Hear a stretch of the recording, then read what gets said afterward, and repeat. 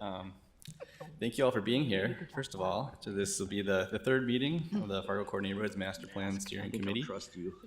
I'm just going to ask quick, is Pete Lombardi on the phone, on the conference call? Can you hear us, Pete? Yes, I am. Can you hear me? Perfect. Yes, we can. And are you able to see the screen and everything else? Yes, sir. Yep, Okay. I can see everything. Okay.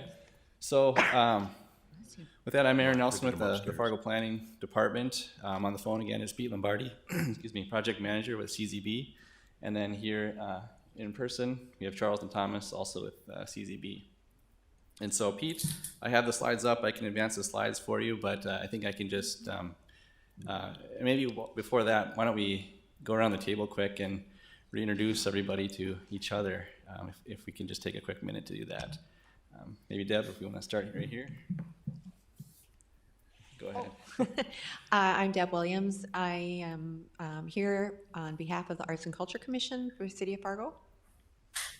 Arlette Preston, I'm on City Commission and I have the planning portfolio. I'm John Strand with the City Commission and I'm with the Community Development Committee. Tim Flacco representing NDSU. Mason Rademacher, now former NDSU student body president. Rebecca Knudsen, Fargo Board of Education. Lenore King, Chairwoman of the Fargo Native American Commission. Linda Klebe, I'm on Community Development. Kim Sattel, Gate City Bank. All right, thank you. I think with that, Pete, I can hand it off to you, and you can get us started here today. Okay, thanks, Aaron. And I think either Charles or Thomas will assist with advancing the slides. Is everyone in position for that? Yep, everybody should be able to see the screen, right? If you can't, feel free to move around and so you can see the screen. Okay. All right. Well, very good. Thanks, Aaron, and thanks everyone for coming to today's meeting. And I really appreciate the opportunity to be joined by video from New York State. But Charles Buki and Thomas Eddington are there on the ground in the room with you. Arrived yesterday and are doing some field work, along with participating in our meetings with the neighborhood committees over the next 3 days. So with that, we'll jump right into the presentation here. Can we go to the next slide with the agenda? All right, so we'll start off with just some quick project updates, kind of where we've been, where we are right now in the Core Neighborhoods Master Plan project. We'll spend probably most of the meeting talking about the preliminary toolkit that was distributed to project steering committee members last week. And we'll also spend some time talking about next steps at the end of this meeting, especially some calls we'd like to schedule with individual committee members. We recognize that that kind of a formal meeting like this often doesn't provide the best opportunities to have good conversations about things that are on people's minds. So we'll talk about that at the end, as well as some assistance that we're looking for from committee members in terms of additional outreach that we'll be doing over the next 4 to 6 weeks for this project. So that's what we'll cover over the next hour. Next slide, please. All right, so we'll jump right into some project updates. And on this slide here, we're just spending a few seconds reiterating the process that we're following, this being the project steering committee, the overall committee that's helping to guide work on this project. And once again, as we've mentioned in our previous meetings, we have 3 more localized committees that we're working with: North, Central, and South. And each of those is a grouping of 3 neighborhoods. And like I said, we'll be meeting with each of these sub-area committees this week. So the work of these kind of 4 parallel committees continues in this project. Next slide, please. And just a quick review of the process we've been following. Phase 1, which we wrapped up in June, was primarily about analysis, both quantitative and qualitative, to put together a good sense of what are the major issues, what are the key data trends in the core neighborhoods. Next slide.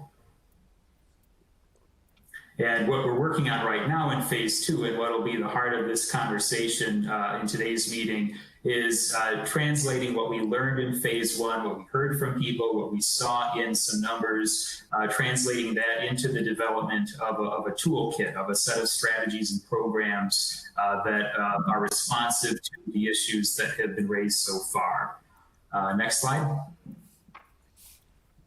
And ultimately, everything will come together in phase 3, starting in September, going through December, where we take everything and compile the full core neighborhood master plan that will include some more specialized area plans for those 3 sub areas, as well as implementation briefs to guide decision making and action in the coming years in each of the 9 core neighborhoods. So next slide, please. And just so everyone is aware of what we're talking to the sub-area committees about this week, we'll be talking about the preliminary toolkit, same material that we'll be discussing with you in a couple of minutes here. But we'll also be working with them at the neighborhood level, each of the 9 neighborhoods, on some draft vision / brand statements that we've been working on since our June meetings with those committees. And basically what these are basically statements that identify homebuyer target markets for each neighborhood based on housing characteristics that we found through data analysis, an identification of core neighborhood attributes that would appeal to target markets in those neighborhoods, and then using those as a basis for developing a vision or brand statement for each neighborhood that provides the vision that the plan will be aiming for. And then these statements are also useful tools that each neighborhood can use as they like to guide the kind of how neighborhood level activities are designed, maybe identify future activities that align with the vision that they're aiming for. So this is slightly more tangible neighborhood level work that we're doing with each of the 9 core neighborhoods, and that'll be part of the meetings we'll be having with them today. And this will all be feeding into that phase 3 work of pulling together the draft of the plan. So that's just a kind of a quick overview, again, reminder of the process we're following, the 3 phases of the project, and what we're discussing with the sub areas in our meetings this week. Before we go into the kind of the core content of this meeting, any questions that anyone has about the process that we've been following so far, or where we are in the project? I have one basic question. This is John Strand. It's for the folks who are, for example, in Lincoln neighborhood or on the north side of Interstate there, they really aren't part of the core plan, but will we have a reach to them potentially as well?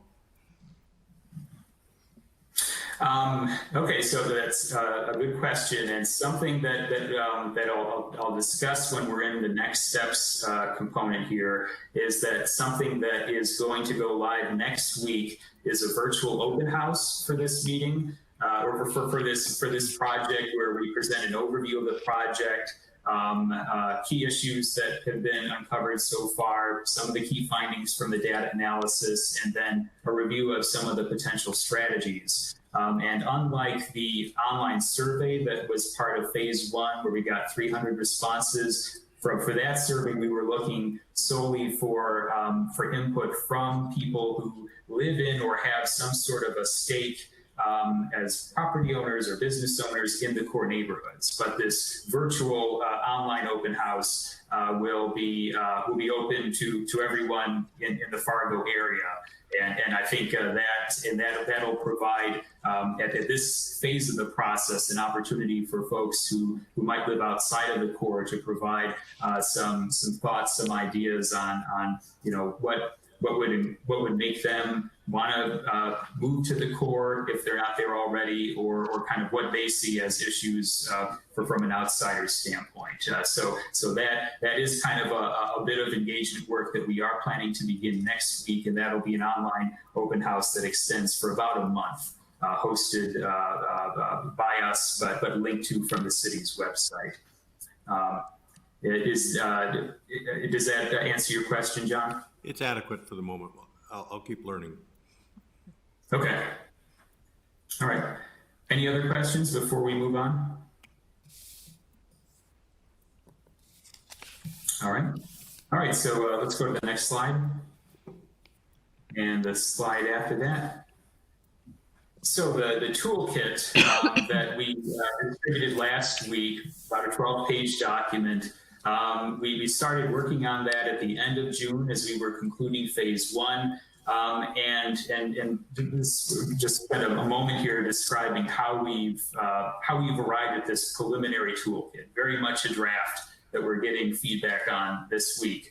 So we focused on key issues that were expressed during phase 1 of the project, from what we were hearing from sub-area committee members, feedback that we got from online survey results in the spring, and from observations that we were making on the ground, and also just sort of gleaning from conversations we were having with people. So that's for the issues, the 5 issues that you see expressed in this preliminary toolkit. These were kind of issues that we were seeing coming up repeatedly and in different levels of engagement, whether it was the survey or conversations with folks, were reinforcing that these were really key issues to address. So that's why you see the issues that you see presented.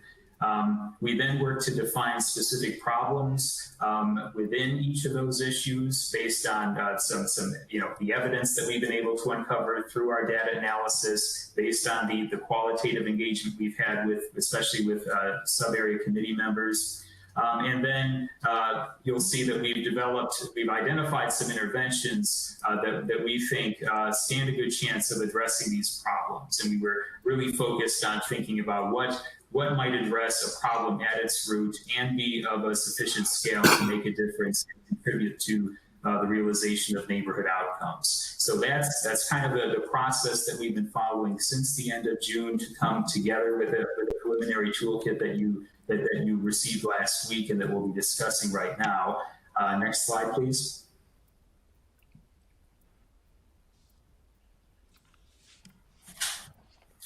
And you'll see, in the document that there's, at the moment, we have kind of 2 parts of the toolkit presented. And our primary focus is on this part A, where the focus is on these 5 issues and interventions tailored to these 5 issues. So the homes in need of repair or updating. And these aren't ranked in order of priority. These are just the 5 issues, and this is just the order that we are presenting them in. But you'll see each of these issues: conditions and quality of life, impacts of rental housing. That was something that came up repeatedly in phase 1 of the project. Uneven levels of resident leadership and capacity and engagement, something that we were recognizing as planners and kind of seeing the level of interest that was shown in volunteering for the sub-area committees, seeing that there are clearly different levels of capacity to organize as you look across the core neighborhoods. So that was an issue that we really identified closely in phase 1. The last 2 issues that we identified, and they're part of this preliminary toolkit, are more physical in nature. Arterial roadways having safety and land use impacts, quality of life impacts in several of the core neighborhoods, and issues regarding incompatible development or uncertainty about future development, where it might happen, what it might look like, especially in areas that are seeing some level of transition in recent years. So that's part A of this toolkit, as you see presented in the document. Next slide. And we thought it's also important to be thinking at this stage about the toolkit, not just as a set of programs or policies that counteract problems that have been identified, but also really recognizing that there are significant strengths that have come through loud and clear through the engagement that we've been doing so far. And so we have these 4 existing strengths kind of queued up as part of the toolkit. as things that clearly have been ongoing commitments to make them strengths, the strengths that they are, and that it'll be important to think about maintaining and improving them going forward. So trees in the tree canopy, schools, parks, and bike pedestrian infrastructure, and character of housing as being essentially tools to be thinking about, but also thinking about them in light of the fact that a lot of people on the online survey from our committees have identified them as really core assets to what makes their neighborhood special today. Next slide, please. And something that we're stressing to all of the committees that is at the neighborhood level that we're meeting with this week is that you kind of a trap to fall into when we're thinking about the nitty gritty of, what strategies, what programs, what tools should be part of this toolkit. It's easy to lose sight of the fact that the tools themselves are not the objective. That the goal is to remain focused on the fact that whatever the tools are, whatever strategy or issues are addressed, that the goal is for those interventions to add up to a set of outcomes that everyone is aiming for. Healthy, civically engaged neighborhoods where people are confident about investing their time, energy, and money as being just sort of a general way of expressing a set of outcomes. And as we've been working with each of the neighborhoods, outcomes will be different. There will be similarities across all 9 of the neighborhoods, but there will also be some outcomes that are distinct from neighborhood to neighborhood, and that's something we'll make sure that we express in the draft document in phase 3. Next slide. And but before we get into a discussion here about the preliminary toolkit, just so that you're aware where we are in its development, again, we want to stress that this is the first draft. And that feedback from all of the project committees this week and from city staff will be critical to creating next iterations of this toolkit. Especially what we're looking for is getting a sense of if anything seems to be missing or off track with where we're going with this toolkit so far. We'll want to know that now from committee members and understand kind of what might be missing, why it's important to reconsider something or consider something for the first time. And also something that'll be important that a seed we'll want to plant that we'll keep coming back to throughout the remainder of this project is that we want to understand what is the community's willingness and ability to implement the toolkit. We don't want to get to a point later in this project where there's a toolkit with programs or tools that there isn't an interest or a willingness to do the work needed, whether it's allocating resources, passing a new ordinance. There are any number of things that might be called for in the final toolkit. And if that toolkit doesn't match the willingness and ability of the community to actually implement it, that'll be a failure on the part of the process behind this project. So making sure that the toolkit matches willingness and ability will be critical. Something else we're doing this week on the toolkit is we're meeting with staff from various city departments that, of course, would be critical to implementing aspects of the toolkit. And so part of what we're doing is comparing proposed interventions to existing capacities and programs to fully understand where there may be overlap between tools that have been identified in existing programs, and also if anything has to be would represent something new for the city or a partner to be doing. Is there or could there be the capacity at the city, at a not-for-profit partner, to actually do the work? That's something we're talking with staff from various departments this week. And where we'll want to be with the toolkit in September is to have at least a second iteration based on the feedback we received this week, ready to show folks so that we can begin to fold that work into the drafting in phase 3 of the project. Next slide, please. And so 2 questions that we want to throw up here to kind of frame our discussion with all of you this morning into this afternoon. One question, and I sort of hinted at it earlier, is are there major issues or problems to address that you haven't yet seen articulated in this preliminary toolkit? And if there are, we want to work with you to define exactly what is the problem that needs to be solved and how can we be thinking about that with regard to development of the next iteration of this toolkit.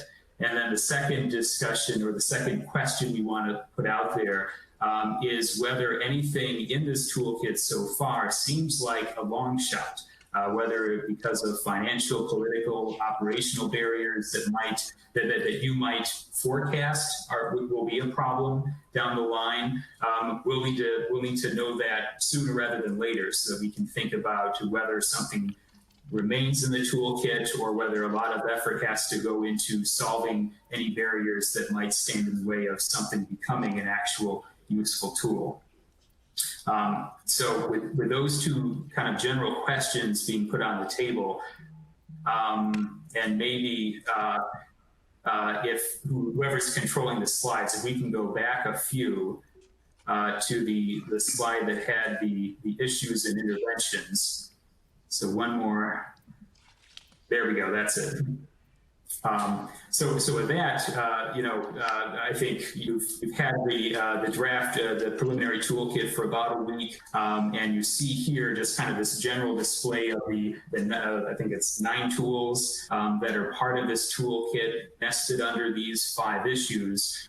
Does anyone on the committee want to start in terms of either of these 2 questions that I just posed, whether something is missing? Or if there's anything that strikes you as a long shot that will require a lot more work and thought if it's to remain in the toolkit. So, does anyone want to start?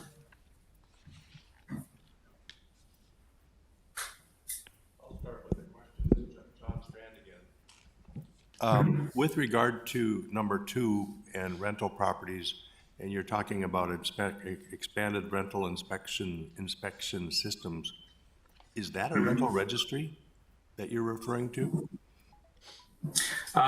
It's a registry of rental properties. Certainly can be part of an expanded rental inspection system. In fact, it probably would be an important part of a system like that. That might be a tool we could learn from if you have benchmarks or communities that have done that. And I don't know if when people refer to a rental registry, if they're talking converted single family homes that are rentals, or if they're talking like you make mention of 49% of our housing units are units of 5 or more units, apartments. Would rental registries, I don't know who they'd address, but it's mostly the single family homes like in the Roosevelt neighborhood that have been converted that I believe people are really concerned with. Mm-hmm. So yeah, I think the issue of rental inspection systems, it's the sort of policy issue where it's very rare to find 2 such policies that are exactly the same, and a lot of what goes into designing them is figuring out what are the logical exemptions from requiring inspections. Is it the age of the property that might exempt a property from being part of an inspection regimen? Is it the fact that maybe it's a duplex or a threeplex and the owner lives on site, or the owner has a kind of a blood relative or family member living on site? Certainly part of designing whatever the exact system would be, a lot of it is figuring out what are the logical exemptions where just the properties that given the ownership situation or the age, the condition, that it doesn't make sense to devote resources to inspecting them. And of course the whole reason for doing the inspection is just to make sure that the inside and outside are safe, hygienic, and that a certain standard is communicated and established for rental housing. So you're right, John, that the issue of single family rentals has been, I think, enunciated the most clearly in the core neighborhoods in terms of rental rental concerns. But I'd say also, especially in the southern neighborhoods of the core, there have been some concerns expressed about some older apartment complexes that might have 8, 15, 20 units in them that might be approaching 30, 40, 50 years old. And those are also a concern that we've heard from folks in terms of impact on neighborhood conditions. So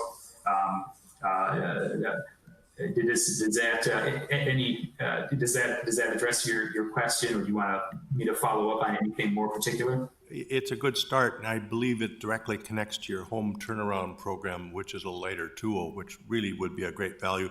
I have one more general question. You know, under your rental categories and problems to solve, your reference that 49% of our units in Fargo now are apartments with 5 or more units, and that compares to 18% in the country. Just an observation, that change seems to have been more recent in Fargo's history. By 1990, roughly, we had almost 60% of our residents owning their own homes. And something has changed. What I'm wondering is if that's been driven by policy or by incentives, or on the homeowner side by a lack of incentives or a lack of policy, because now we've flip-flopped and now we're 60% almost of our people in apartments. So I'm curious the policy driving aspects of that we should study and learn from, and also the policy driving aspects of home ownership to turn that boat around if that's what we decide is needed. I would say, you know, I think, I mean, there are a few answers to a question like that, and I would say one might be because 49% of units being in apartment buildings with 5 or more units, that is a very large share, and I think we could look at it more closely, but I suspect part of that is from you know, more recently, from relatively recently built apartment buildings, like say post 1990, many of them outside the core, that contribute to a fairly large rental stock, especially in larger buildings. So I think we have to look at it more closely to see exactly kind of where the trend that you've identified, where it sort of started and may have picked up speed. But I think part of it is relatively new rental complexes outside of the core being part of that inventory. And what we see, one of the impacts that we think those buildings are having on the core themselves, the core neighborhoods themselves, is you have a fair number. I think we identified over 50 rental complexes that are kind of slipping in condition based on our field survey a few months ago, that are giving off some signals that there's deferred maintenance, and the vast majority of those properties were built before 1980. And so we sense that just the overall supply of rental housing throughout Fargo, especially newer, better conditioned stock outside of the core, certainly we sense that it has an impact on how those apartment complexes within the core perform. And how competitive those units are, and how much sense it makes to the owners of those units to continually reinvest in those properties, whether it's a new roof on a regular basis, new appliances, making those units competitive to the wider market. So, I think looking at kind of the trajectory of a rental trend in Fargo is not something we've looked at very closely yet, but we do sense that that kind of the outsized share of rentals in larger complexes, it's something that certainly recent developments have played a role in increasing that inventory, and that's something that has an impact on the older supply within the core.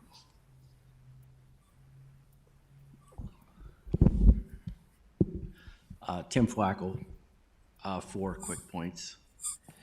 I noted in here that you have some match money that you're talking about in terms of keeping up some of those neighborhoods, and that seems a little optimistic.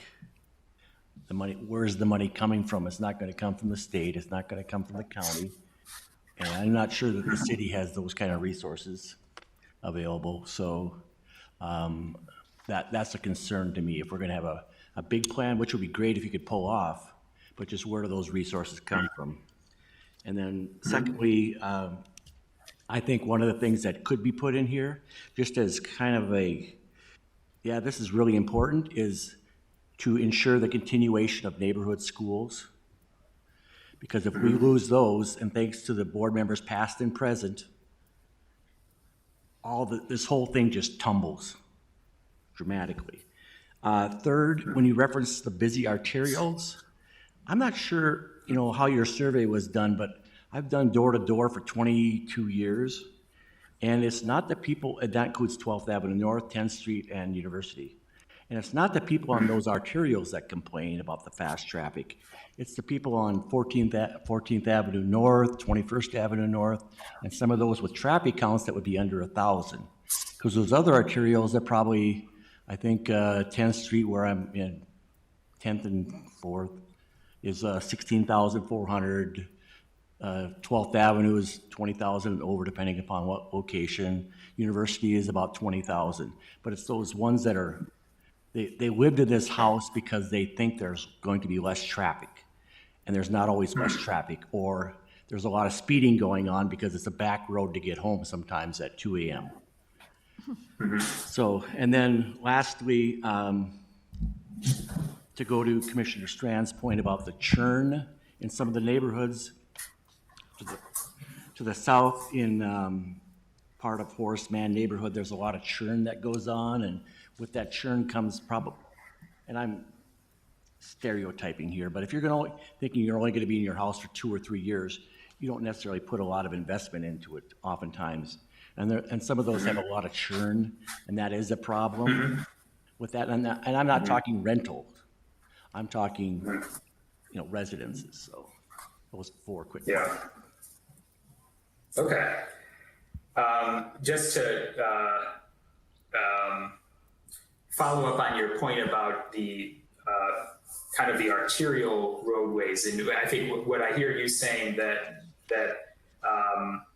the arterials, the busier arterials themselves will clearly the traffic counts are higher there, but that your sense is that it's some of these, not the arterials themselves, but some of the streets parallel to the arterials where people also want to see whether it's maybe traffic calming measures that if efforts are made to have some traffic calming to make things feel and function safer, that the focus should be not just on the arterials, but also some of these other streets. Is that right? Correct. I mean, that's the feedback I get from people through the years.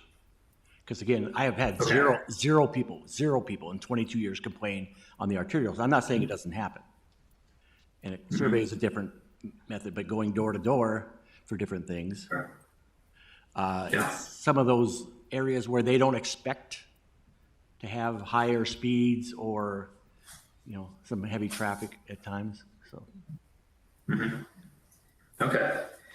All right. Now, thanks for clarifying that. And I think to your first point about funding, I'd say that part of we had just had a good conversation with community development staff to better understand how CDBG and home funds are used in Fargo, and how those are used to fund a housing rehab program, the neighborhood revitalization initiative that Gate City Bank is part of.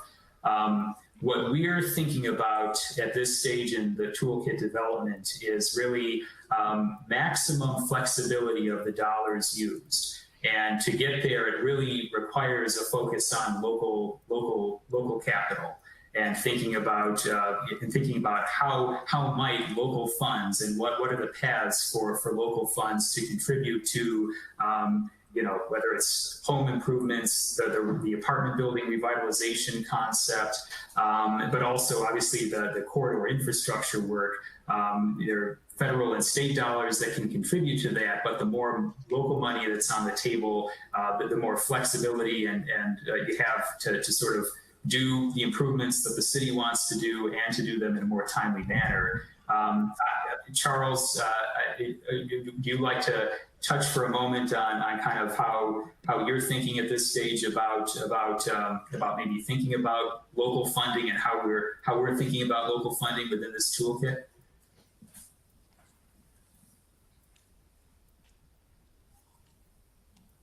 I'm getting there, Pete. Yep.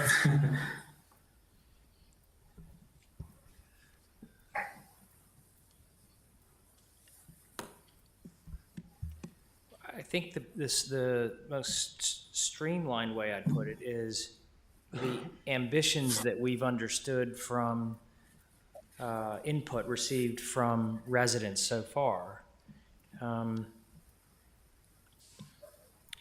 will have, as you would expect, a cost. And that cost can be thought of in a number of ways. One way, a simple way that at least we tend to think about it is what's the difference between how the market values a piece of property in its current condition, how it might value a piece of property in its future condition, and is there, will market forces alone cover the difference, right? And sometimes they will, sometimes they won't. And in our experience, the two funding sources that you primarily rely on, home and CDBG at the municipal level, to address a range of interconnected housing and neighborhood challenges, are not always the best tools for closing those resulting equity gaps. And so if you want to close those resulting equity gaps, you have to perform a kind of jujitsu on those federal funding sources to make them behave in ways they're not designed to behave in. And even that in our experience, that generally gets you to the 20-yard line. It doesn't get you into the end zone. So all the gymnastics in the world, they get you close, but it doesn't kind of get you home, because those programs are designed to solve a different array of problems than really the problem of negative equity. So the problem of negative equity then is a problem you have to solve by alternative means. And so what Pete's getting at is a local funding source. So there's no real easy way around it, Tim, to go to your point, on whether this is a long shot, or hopeful, if you will, on the funding side. There's not really a creative way to close a gap other than to pay for it. I mean, it has to come from someplace. So that could be a local bond, it could be a mill rate adjustment, it could be a dedicated sales tax, it could be a combination of all three, or yet another way to explore it. But what we would encourage you to think about is that you're probably able to bend currently relied upon federal sources to some extent, but they still won't get you all the way home. What will get you all the way home is you're going to have to write a check. And another way to think about that is the checking account that that you write checks from now, the account, let's call it the community development account that you as a community write checks on now. The deposits come largely from entitlements, right? You're going to have another source of funds going into that account in order to be able to do some of the things you want to do, would be a way to think about it. Pete, does that get to what you were attempting to say, or? Yeah, no, I think that's good, Charles, and yeah, that's thinking very closely about local funding possibilities. Really gets to the point I made earlier about, is this toolkit something the community is willing and able to commit to, and if it's getting a sense over the next few months if kind of some sort of dedicated local funding to these issues is something that people are excited about supporting. They see a rationale for supporting it in terms of a long-term fiscal viability of the city, or is this something that people are skittish about? That's something we'll need to get a sense of from steering committee members and the wider public. And Tim, I know you this is just a little comment on the razor's edge maybe here, but we also have to ensure that if we have a program like this, particularly with rental properties that we don't incentivize people to let their place go to yuck. Because if you're 60% towards yuck and I just wait 3 more years, I'll qualify to get so-called free money. So I'm not going to fix up my place now. So, So that's what because we hear that now in some cases where people buy up property and they wait, for them to go to yuck and maybe they'll qualify for something. So I think you make a very, very good point here. That is, you've got a number of absentee owners who will certainly bide their time. They'll watch vacancy rates go from 5 to 6 to 8 to 10 to 12%, wait for the economics to change, and then pounce on some form of gap financing, down the road. Meanwhile, the neighborhood suffers as a property declines. It is an important issue. Certainly, we want you to also be thinking in terms of carrots and sticks, right? And so, what tools do you have locally? And to Mr. Strand's point earlier on, or the question earlier on a rental registration program, how you use code enforcement, how you use your fire department, how you decide to regulate rental property ownership, whether that's a single-family home or a multifamily property. At what point you choose to intervene in change of tenure, change of tenancy, and on what schedule, and on what geographic sweep, at what pace. All of those are complexities Pete had spoken about. But on the balance of carrots and sticks, you certainly would handcuff yourselves by only having fruitful carrots and no sticks, right? And so you're going to definitely want to be thinking about how to deploy both, and what jurisdictionally, what's within your local control, and how much flexibility you have on the financing side and on the regulatory side. So there's a range that you want to, tools that you want to have at your disposal. And one quick thing, it could be a 2-step approach. 1, the parcel needs help, but 2, it's part of a block or larger area that also is in dire need. So then, then there's less incentive for one owner to just let theirs run into the ground. If they have to be kind of a part of a bigger, whether it's even a block or something like that, scheme, so that there's a double loop you have to go through. We would, on this front, strongly encourage the steering committee to also appreciate the nuance within these categories. So the rental market isn't a monochromatic market. There are going to be a range of landlords with different interests, a range of tenants with different capacities, and they'll tend to find one another and level set in a market. So a lot of the nuance you'll want to do is to differentiate, for instance, between somebody who inherits an older home, let's say on 12th Street, near the university, and chooses not to live in it, but to rent it out. And they are an otherwise well-meaning absentee owner, but they're undercapitalized and maybe under-sophisticated in terms of taking care of the home. That's a different actor in the market than somebody who sees that they could pick up 6 or 10 of these, extract some cash flow, and then bleed those units into the ground over time and take advantage of vulnerable tenants, right? And so as you go forward, really having a nice grasp as a steering committee of the tonal differences within the rental market will be something you want to consider. This is Rebecca. What is the process that will be used to help determine the willingness and the ability of the community to support the toolkit? Can you give us some examples of how we will define that? Pete, you want to take it?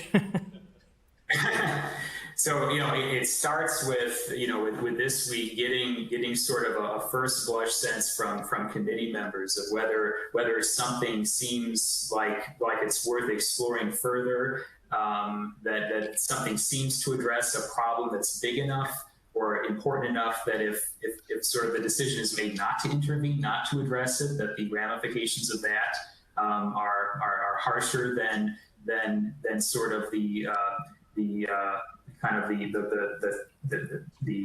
level of force needed to actually put a useful tool into place. So that's going to be something we'll need to get a sense of from this body, but also the neighborhood committees. Is there something that just seems, oh yeah, that's something our community can tackle? That's something that I think myself and my colleagues and my neighbors, we can get behind something like that, even if it requires some local resources. And are there certain tools that just seem beyond the pale? That kind of the level of effort and from a political standpoint or from a funding standpoint just doesn't seem plausible.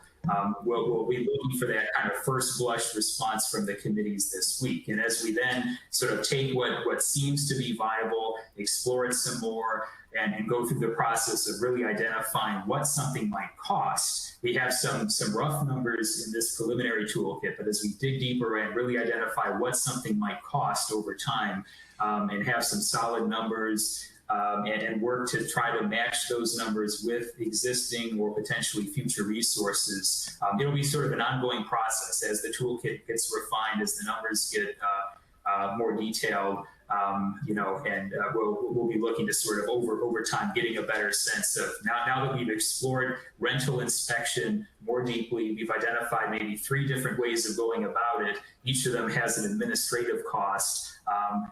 We'll be back in September and then back later on to get a sense of which of the options that we're presenting seem the most plausible from a willingness standpoint, and also from an ability standpoint, the ability of the community to fund it. So it won't be something that we kind of come to, I think, a consensus as consultants or as committees on this week, but we do want to get a sense of, is there something that just seems, that's not going to fly. Let's move on. Or are there things that you genuinely think, well, that's going to be a difficult push, but let's understand it some more. Let's really understand what our options are, and kind of make a call later on in this process whether we want something to be, of a certain specificity, requiring certain resources to be baked into the toolkit. Pete? Yeah. Let me just give a quick example, Rebecca. There would be 5. There's probably a long list, but I just jotted down 5 that there would just be. These are things, if I lived here, I would anticipate, having looked at the market here. It's not a complete list, but just things to let the gears work, right? In our experience, a rental property registration code will invite pushback and resistance from the Board of Realtors, pushback and resistance from multifamily property owners, pushback and resistance from a handful of folks who've built portfolios of single-family homes, right? If that resistance codifies or formalizes in the manner in which commissioners are getting calls, right, then staff will soon be instructed to back off of developing a rental property registration code. That would be an example. A second example would be zoning. How inclusive is your development code? What is the extent to which the next 2,000 units that are permitted in the city have inclusionary requirements, and what do those look like, right? If you're trying to push forward on inclusionary development on the front end at the fringe, which will directly impact the absorption of supply across the geography and therefore affect supply and demand in different places, right? If your development code isn't there as a regulatory tool, right, then your capacity to for a different form of settlement pattern is curtailed. If you are progressing down that path, because now you're talking about entitlements, right? This is a complicated issue, and you get pushback there from, let's say, via the Planning Commission. You anticipate that would be a second point of friction. An example of a third point of friction is the negative equity you have, for instance, on some blocks in the Roosevelt neighborhood, right, or some blocks at Lewis and Clark, right? The negative equity there has to be paid for, and federal funds aren't designed for that. So let's suppose you have a referendum for a bond. It's a $9 million bond to raise a certain amount of money to close the equity gap. Voters don't support it, right? That would be a third example. A fourth would be code enforcement.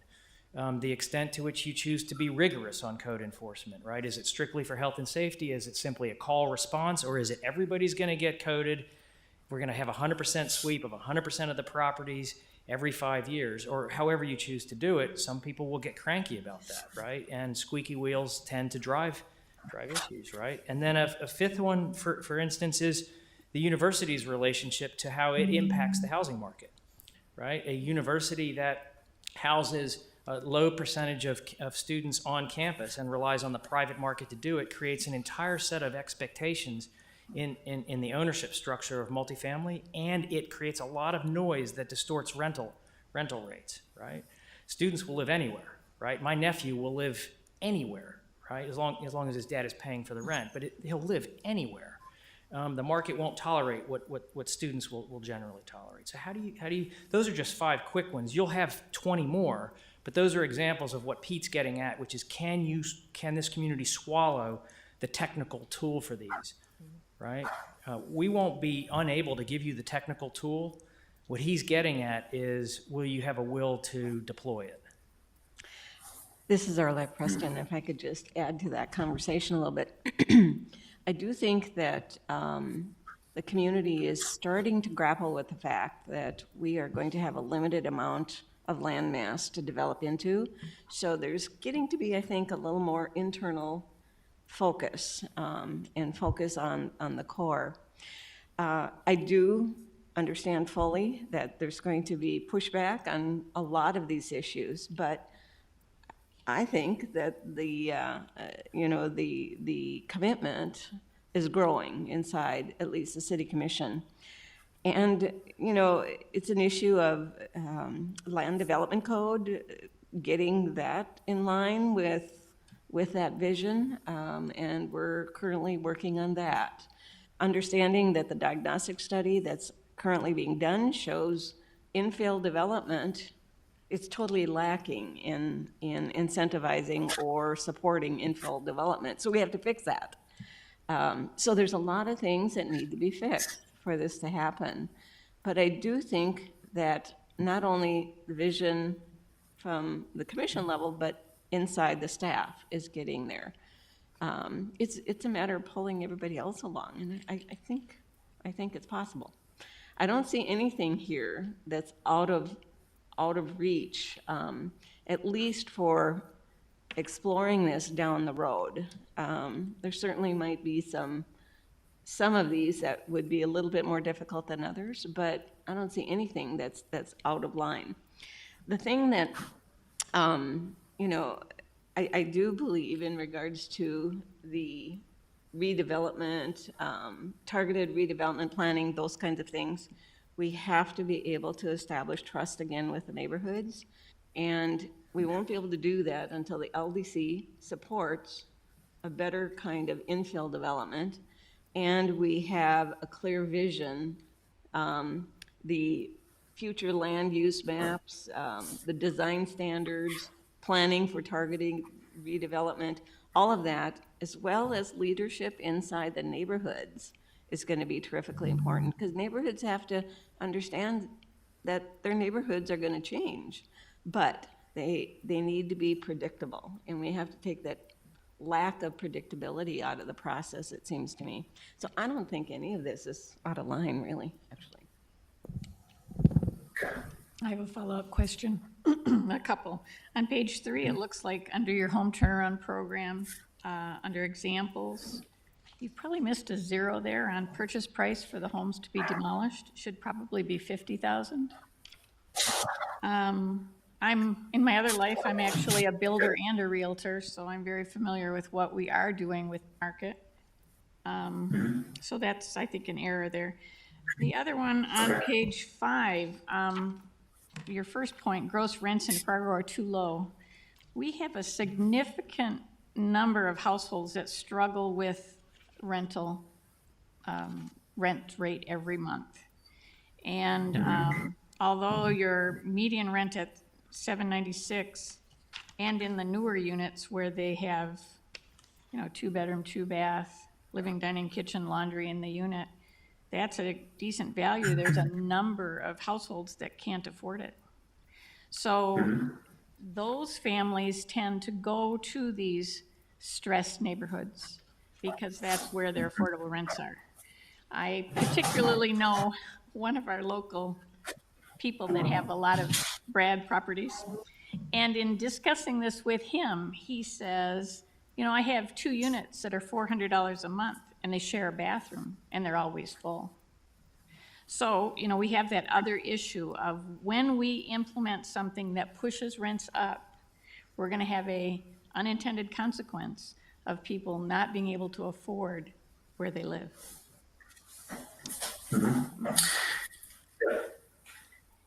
So, and then on the rental inspection, in one of my former jobs, I did do property management, and we did have, and we still do, I think, have a rental inspection program.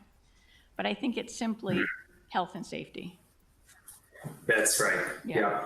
And we have a call set up tomorrow to discuss the existing program with the building inspections unit to better understand kind of their experience with the existing setup and get sort of their thoughts about whether expanding it makes sense, especially within kind of the context of this toolkit. Sure. I just wanted to your comment about where we say in the toolkit that gross rents in Fargo are too low. Specifically, what we were describing there is that they're too low right now to justify some of the upgrades to older apartment complexes that I think a lot of people in the core neighborhoods would like to see for outdated complexes that need to be fixed up, need to be refreshed. Currently, the gross rents in Fargo are too low in many cases, to motivate the owners of those complexes to do that work. But certainly, even at that $700 to $800 gross rent level, that certainly is unaffordable to a lot of renters in Fargo. So I think the balancing act to achieve with this toolkit here is how do you make it so that an owner of an apartment complex like that can become a partner in improving the quality of their units, and in return for support for improving those units, reserves is sort of required to reserve some of those units at lower levels of rent, so that you're not simultaneously, or that you are simultaneously upgrading the quality of the units and preserving affordability. I think that's an important balancing act for us to collectively figure out as we work on this toolkit. And then a last point, when we've had a lot of these discussions on community development, I've been on it almost 20 years now, the particular neighborhood of Roosevelt, with the change in the housing going to larger buildings and that, you know, most people aren't aware that the natural progression of a city or a community, you know, you go from ag to a farm to a block, and then eventually that block because of obsolescence, that house gets replaced and typically gets larger or gets combined and makes a larger building. And that's what Roosevelt has dealt with, because they are next to the university, and the university needed student housing that needed more density. And this is something I haven't really seen in here, the question of increasing the density in the neighborhoods, because that also contributes to affordability. And speaking to the zoning, you know, are we getting that zoning code so that a house could be a 2-bedroom two apartments instead of one home in a situation where it makes sense? To have those restrictions, we see out in Seattle, they had only single-family zoning out there, and they have a significant housing affordability problem.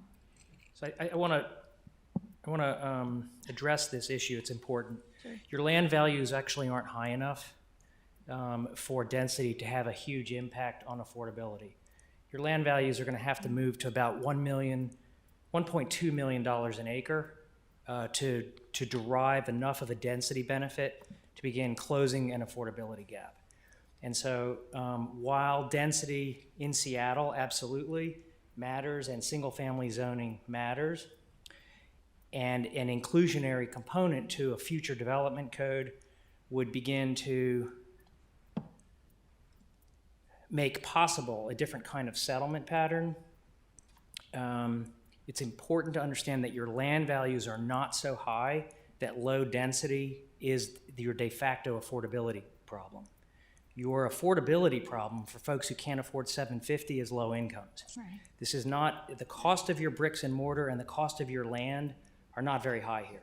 They're not very low, but they're not high enough that the real issue is their cost. Right. And so this is actually a very important distinction that we want the community to understand, which is that a income earning capacity problem at a household formation issue, a poverty issue, any number of those can overlap with high housing costs, but they're not necessarily a high housing cost or even a neighborhood quality issue. And so really teasing out which problem it is you want to solve becomes really important. If you as a committee are focused on neighborhood quality of life, if you are focused on the taxable value of the property, those are discrete problems to solve. If you are primarily concerned with the purchasing power of low, very low, and impoverished households, that's a separate issue. It's a distinct issue. They do have some overlap, but they're not one and the same, right? And I would just exercise some caution that the Seattle market, right, is not an analog. Even the Twin Cities is not an analog. This is a different market with a different pricing structure, and that the single-family zoning is an issue, but not even a major culprit here, right? So just the pricing matters. That's all. This is Deb Williams. I live in the Roosevelt neighborhood, and there was part of the Roosevelt neighborhood a number of years ago that was set aside for mixed-use development. I am not sure how successful that was. For instance, the Roars project was outside of that area set aside for mixed use. So an effort was made to allow for some of that pressure on housing to be released into I think the thought was that it would evolve into like a dinky town. Not terribly successful, I don't think, though. Tim Flack will have a question just for the experts, consultants. Thinking of the area south of NDSU where we have a lot of former residential, single family, that turned into rental units. Now we have the associated parking challenge on the streets. Are there any communities that say, we're going to take, there's a blighted house there that, it's condemned, we're taking it over. Do they ever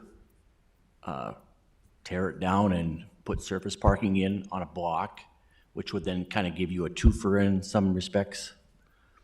So then you would have parking to take the pressure off the streets, but also you would get rid of a blighted house that hadn't, been taken care of for, since the Truman administration.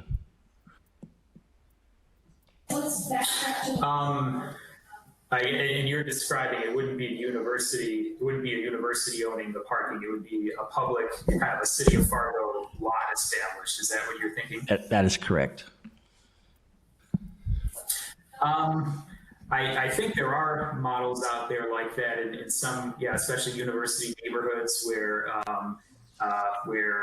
on-street parking is an issue. I mean, there are a number of different ways of approaching that. Having parking permits is a model that some university communities use, but certainly carving out some surface parking to dedicate for residents. I can't think of any offhand, but I know that a variety of models are used out there. I think just kind of from what we've been hearing from folks in the Roosevelt neighborhood, I think the overall goal there is just to make sure that whatever is done over the next 5 or 10 years, that there's a relative predictableness to it, so that if there were an effort to create some off-street surface parking, that to make that as less of to reduce the randomness of the selection of parcels and the creation of lots, I think would be something that residents there would want. And so if that were an approach, making sure that it were sort of done in a comprehensively planned way and not just sort of a lot here or there, I think would be a concern they would express. Yeah, I would just add that I think that it matters where those properties are located, to Pete's point, right? Because I think that cutting out, kind of creating those gap tooths in that fabric can make a difference. You'd want to work closely with both the neighborhood and the university to identify where that would be most appropriate, because otherwise it could, depending where it's located, it could create additional problems in the neighborhood. So you'd want to draw a pretty solid line where you wouldn't cross over and do that kind of demolition and surface parking pavement. This is Kim Sattel, Gate City Bank. I also noticed what Linda had mentioned as far as in the example on the home turnaround program with regard to the cost. I wasn't sure if this information is taking into account cost applicable to our neighborhoods, because I know under capital it also estimates a $6 million cost over 10 years. Is that specific to Fargo? Just to be able to better understand, it looks like there's a distinction between highly distressed properties and just distressed properties in the acquisition, and then is there a distinction between the renovation costs of those two? These are just a good question. These are just some rough back of the envelope numbers just to illustrate. You just kind of just what sort of ballpark might we be thinking about in terms of overall resource needs. We for the reason that the $5,000 was used as an acquisition cost, it assumes that if a property has degraded to a certain state and there are significant code violations that the city is pursuing against the owner, that if this were kind of a program, the city or whoever might be implementing a program like this might be able to figure out ways of using code violations as leverage to reduce the acquisition price. That might be possible on some properties. It might not be possible on others, and you might have to tag on another zero depending on the condition and location of the property, and just sort of what sort of negotiating leverage the entity doing the implementing might have. So this is certainly something, and this is an example of something that if everyone agrees that this is at least something that bears that should be explored some more, we can take these rough back of the envelope numbers and kind of maybe create some scenarios that will give you a better sense of low end, high end, what might be the nature of different types of transactions. But that's sort of the short answer at this point, is that they're very rough numbers just to illustrate general scale of resources.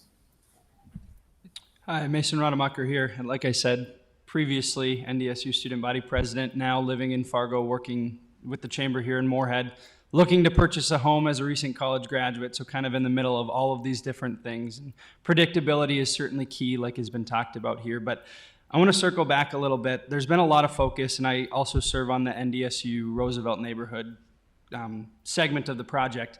And there's been a lot of conversation about students living in our neighborhoods, essentially, specifically in that area just south of 12th and north of that 8th Dakota Drive Avenue up in there. And it's been described to me in a few different times that, one, students living there is an encroachment into that neighborhood.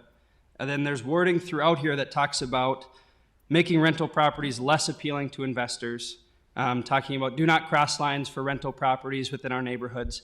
A couple of questions, and one, then I'll just kind of sit back and listen to your responses to some of those things. But where will our college students live? I know that it was talked about spreading them out, and I understand that, and that certainly is a logical thought.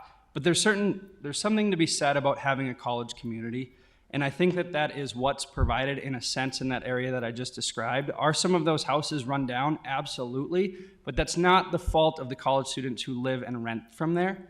that's at the fault of the property owners. And I don't think that the onus should be put on us as college students and us as individuals who live there, because we aren't the ones who are responsible for putting in new appliances, making sure that the outside looks like it should, updating a roof, updating the siding and different things like that. And that's where I struggle with some of the items that are in here. And back to what Commissioner Preston had said, that I don't have any fundamental concerns or problems with the items that are listed in here. What concerns me overall is the perception that our college students are the ones creating these issues within our neighborhoods. And in my understanding, in my interpretation, and in my experience of having lived in that area for 3 years, that's not the case at all. So one, I just want to make that point.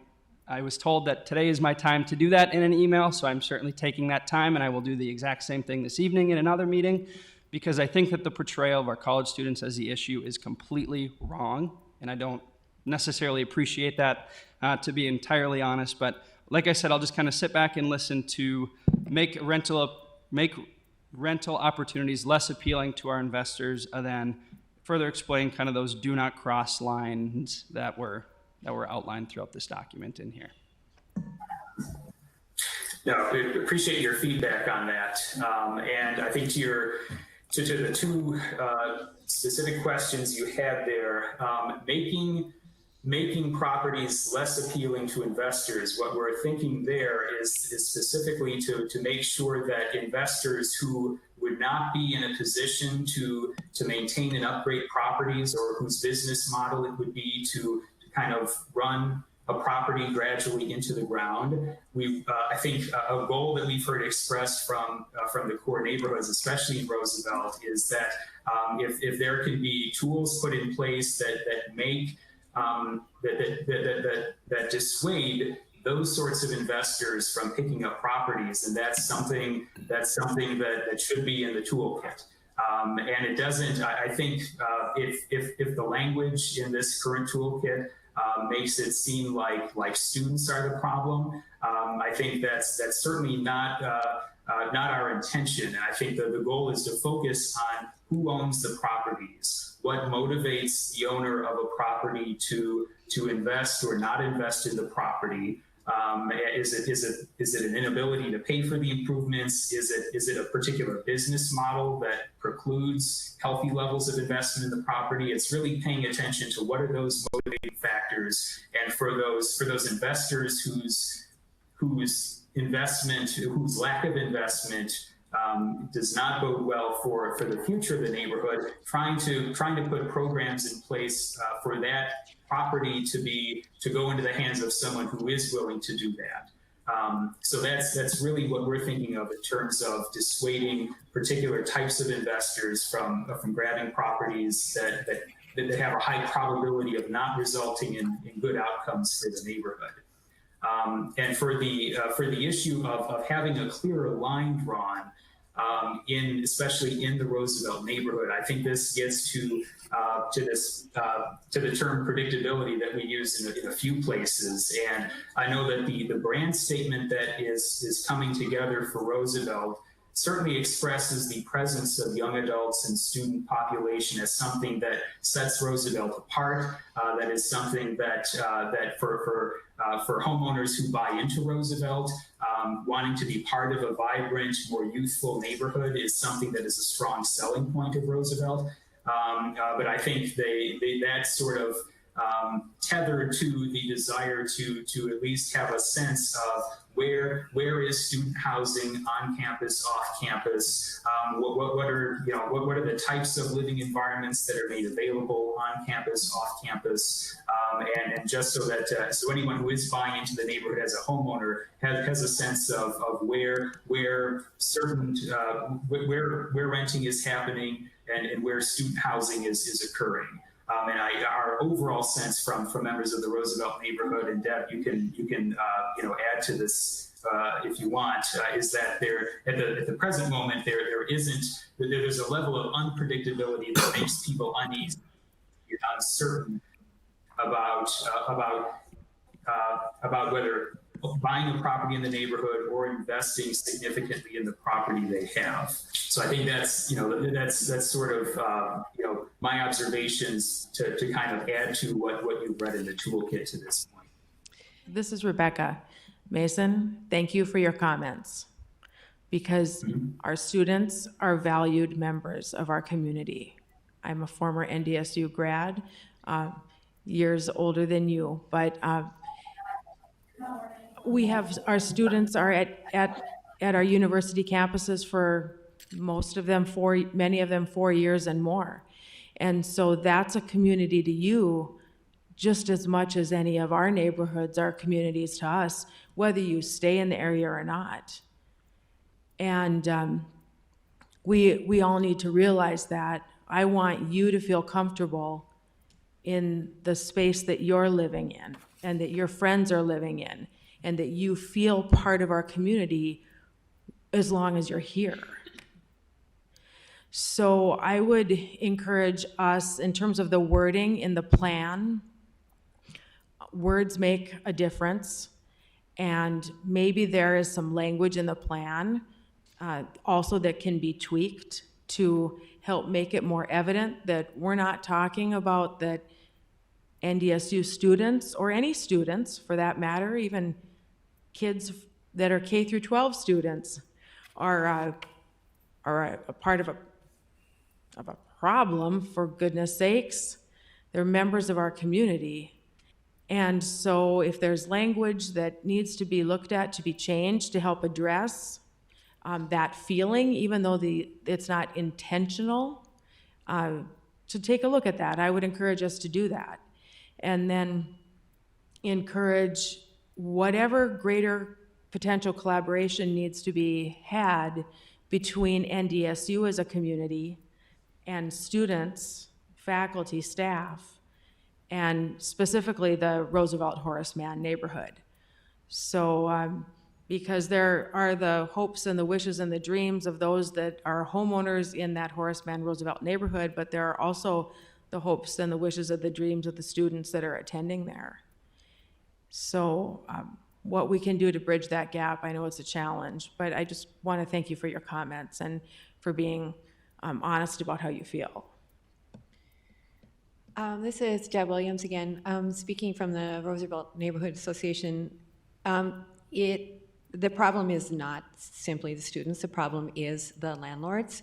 Many of these blighted properties that are investment properties, if the landlords can't rent them to the students, they still rent them.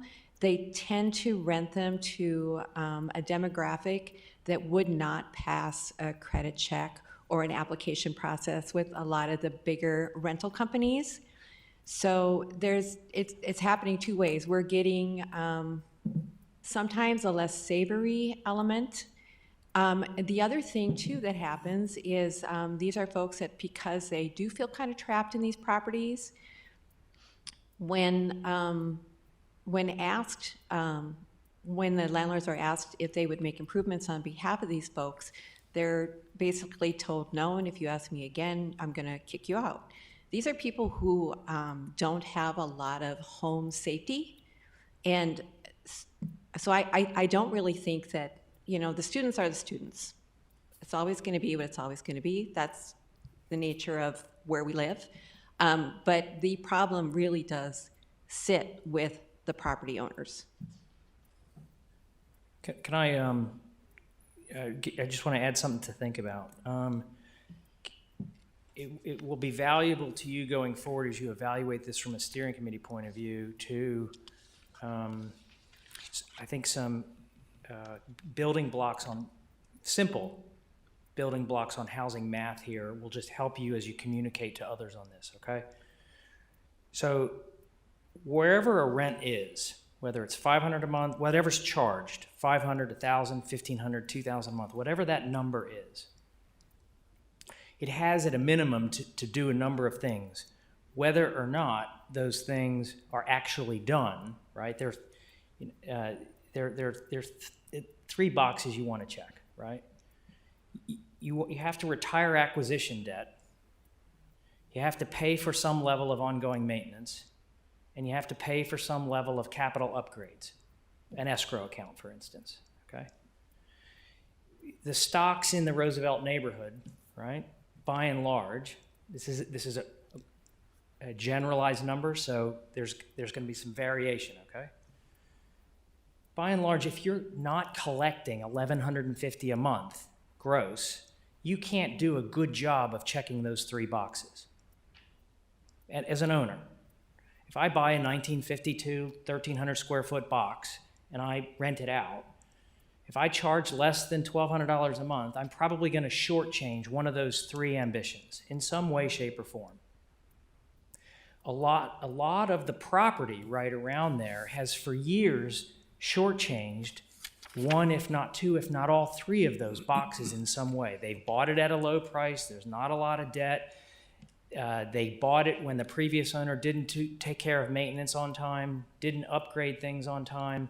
Their catch-up costs now are higher, right? And yet the market won't pay $1,200 a month. The market will pay $800 a month, $900 a month. That little gap accumulates and it compounds. As Linda would attest, it compounds. And so whether it's a student capacity, for instance, or anyone else's capacity, the primary actor there is the owner. What are the owner's intentions? What are the owner's capacities? And as you go forward, I would focus, and I think Pete was trying to draw attention to that, focus on the owners of these properties, okay? Right. What is their financial capacity to actually be a good steward of that property? And independent of their financial capacity, what is their willingness to be a good, their intention? What are their intentions? We have found in any cohort of absentee owners, there are some who are going to be bad actors regardless of their financial capacity, and some are good actors and don't have the capacity, right? So really having some appreciation of that will, I think, help you as you do this. And to Mason's point, this is less the tenant issue than the owner of the property issue, right? What is their capacity and what's their intent, right? And then how do you address that and give predictability to the market so that other actors are so that their decisions inure to the stability and improvement of the neighborhood, right? So just those are 3 things that rent has to be attached to. And I would one final point: if you see rents, this is independent of the affordability issue. It is attached to the affordability issue, but it's also independent. If you see rents anywhere that are less than $1,200 a month in this market, there's a very good chance the owner is not tending to one of those 3 things properly, or if they are, they got the property as a gift. Right? It's not always the case, but if you see something, you should have a yellow flag. If John Strand, if I could chime in a couple, and I missed the last discussion, so I might be asking questions that folks have already discussed, but in the context of looking at our neighborhoods, when I go out and I learn what other communities are doing, and I'm learning, one of the things they want to talk about is reducing expansion out to the community's edge, which means you're building up your infill. But there's elements of that I'm not sure I'm hearing discussed here yet. One of the topics commonly is if you're going to be stepping up infill, the continuum of types of housing in those inner core neighborhoods. Accessory dwelling unit, like Minneapolis has done, there's several cities where you can take a core neighborhood and change your zoning to allow accessory dwelling units like granny suites, turn your property into single, duplex, triple, or fourplex type properties in your inner city. Now, I don't know we're looking at that, but we're going to need to, because that's what the trends are. Another balancing aspect of that discussion of core neighborhood development and density increasing is loosening and laxing the parking restrictions in those neighborhoods. We're going to have these conversations as much as the neighborhoods won't maybe like it. But I don't want to have these talks after we've come up with a plan. So those topics of increasing density in core neighborhoods where you can add granny suites, accessory dwelling units, make it a duplex, triplex, or fourplex, and parking. I hope we thoroughly vet them. Minorly, I don't know that I'm hearing it, but just earmark or points to note. Folks talk a lot about walkability. I don't know how that fits into our core neighborhood plan discussions and connectivity, but just remote little elements that tie into these neighborhoods that down the road we'll want to have addressed those topics as well. And I'm assuming we are. Okay, thanks, John. And just a couple of quick issues.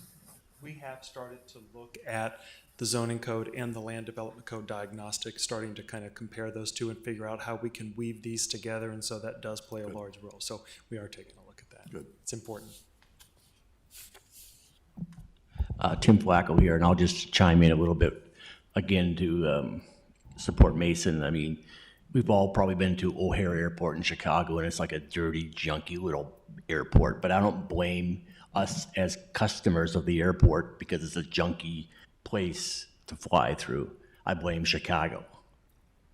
So let's not blame any socioeconomic student group or any other, individuals because of what they as customers are renting out.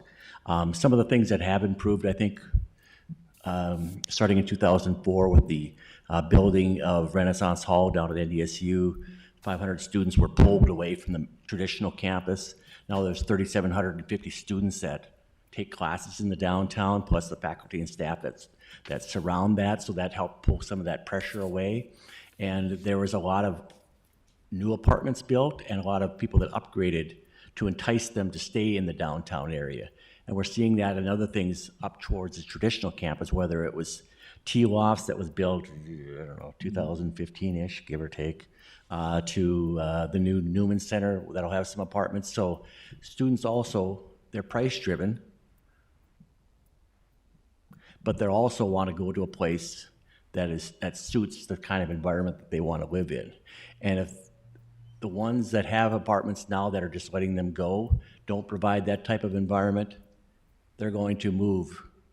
And it may be for the same cost, it may be for a few dollars more, and they'll just kind of put it on their student loan along with everything else. But that's the reality is I think some of this will force their hand in many respects to upgrade. And also, if you look at the flattening and slight decline in student enrollment numbers that are occurring over the last 3 or so years, with fewer people that could rent, now there's a little more pressure by these folks to do what they can to entice them to want to rent. If you take $300 a year out of the one pool, I mean, you look at, and again, don't just think these are NDSU students. Students throughout all the tri-college campuses, 30,000 plus, they live in Fargo, they live in West Fargo, they live in Moorhead, because they often maybe will live with their friend from back home, even though they go to different campuses. But just the general decline in student enrollment, and we don't know what it's going to look like this fall. I think the enrollment numbers will be okay in many respects because there's a lot of people that don't want to send their children down to the cities because they think it's a better, safer environment here. But certainly with that softening, there's more competition, and competition will help solve some of these things too as part of the solution. Thank you. And Pete, I'm going to step in here. It's 1 o'clock now, so I think out of respect for everybody's time, certainly appreciate the extra time you've given us today. This was a really good conversation. So Pete, I don't know if you have a couple of quick words in terms of the next steps that you want to express. Yeah, break. yeah. If we could go back to the slides, we'll just run through the two next step slides at the end of it.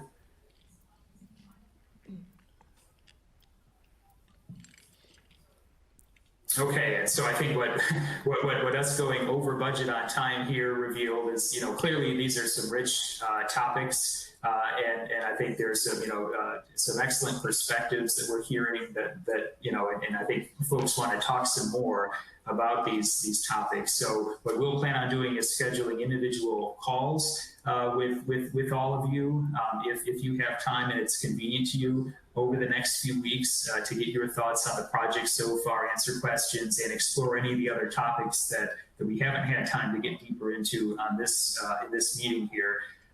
Also, in these calls we'll have with you, we'll be seeking your assistance to identify potential organizations and individuals that we should reach out to over the next 4 to 6 weeks as we do some more focused engagement work. Beyond the kind of online survey and the committee level work that we've been doing over the past few months.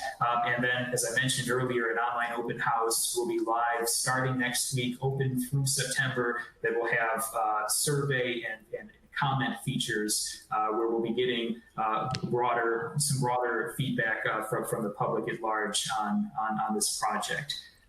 Next slide. And then the kind of our target for the next meeting of this committee is the week of October 6th, or October 5th, excuse me. And at that point, we'll have the latest iteration of the toolkit, which we'll be working again through various iterations over the next 6 weeks or so. And we'll be pulling together early drafts of these sub-area plans by that week as well. So expect to hear from us, probably over the next week to set up some calls at a time convenient to you, and we look forward to kind of continuing this discussion.